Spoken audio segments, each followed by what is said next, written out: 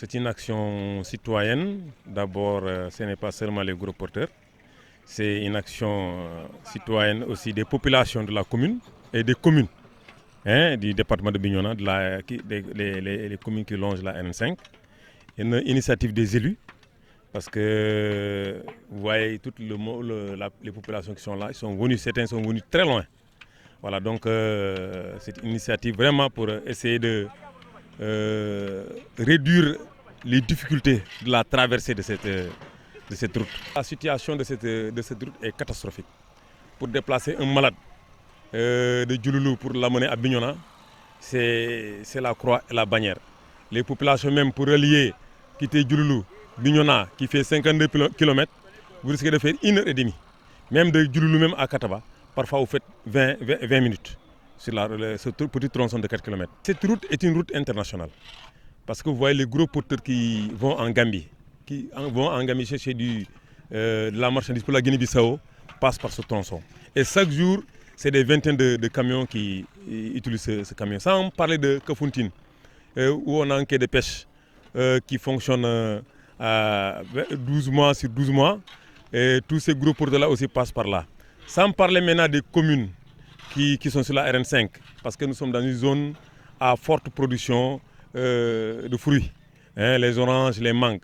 Donc c'est une route qui est très très fréquentée, une route qui apporte beaucoup pour l'économie du Sénégal. Bon, nous saluons également cette très grande initiative citoyenne des populations de l'arrondissement, mais du département de Bignona et de la région de Ziguinchor, qui consiste vraiment à choisir cette journée-là pour vraiment réhabiliter cette route-là, qui est une route extrêmement stratégique dans le département.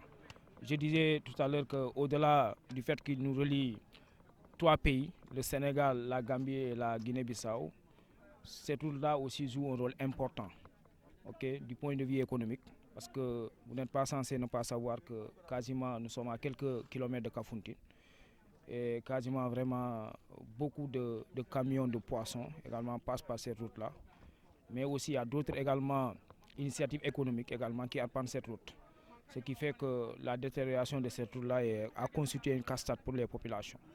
Donc après plusieurs années d'attente, les populations ont vraiment décidé de prendre le destin en main et de consacrer cette journée-là à la réhabilitation de cette route.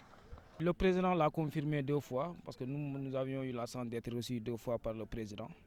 Et ensuite, tout récemment, le ministre des Infrastructures Déthié Fall, qui nous a reçus il y a quelques semaines à Dakar, nous a également confirmé que cette route-là va être construite. Mais comme je le disais, on ne peut pas attendre. Donc en attendant vraiment, parce qu'on ne sait pas quand est-ce que ça va venir. Et chaque jour, cette route crée des dégâts. C'est des camions qui tournent, c'est des accidents, etc. Donc les populations ont décidé vraiment de prendre un peu les devants, en espérant que bientôt, vraiment l'État va venir en secours pour réhabiliter également construire vraiment cette route-là. Je ne parle pas de réhabilitation, mais de construction de cette route. Vraiment, nous saluons également l'engagement vraiment de la population. Depuis ce matin, ici, il y avait des femmes, des jeunes, des personnes de 3e âge. En tout cas, toute la population, dans toutes ses composantes, vraiment se sont donnés comme mot d'ordre de se rencontrer ici pour vraiment mener ce travail-là. Je pense que en tout cas, le travail continue et ce n'est pas simplement ici. Je pense que dans les autres localités aussi, vraiment, il y a également cette même initiative qui est là.